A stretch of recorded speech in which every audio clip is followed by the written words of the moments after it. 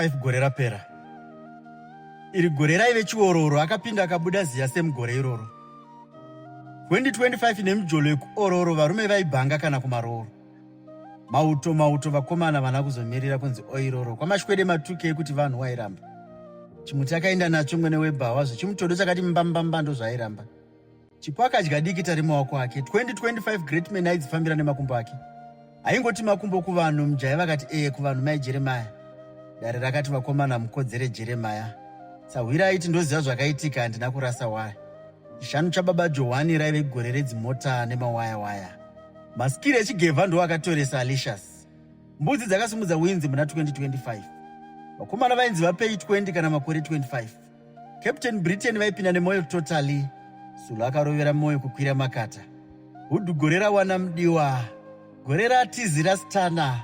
Lusi akagashira munana wepakana. Mbavha dzikaba rusambo nematekenya ndebve yemwanasikana. Rakanga riri gore remakulayo. Rarohwa gore 4 mita kovula wayo. Bit by bit anga akupisa but paakada murume ovha masikiti akanzi wakupusa. Padande mutande ukapusa unosiya zvaunoda zare kutandadza vanhu. Rakanga riri gore rekurasika mumadota. Kuenda kurehab ndo chihombe chakaitika. 2025 Mugabe aivhura hombe. Kafupi aichema kuenda kwamai Nga.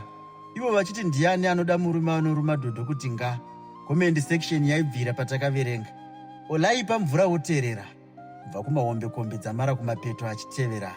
Tine nyaya zhinji dzakatiorora. Dzaiti ukanzwa waimerera.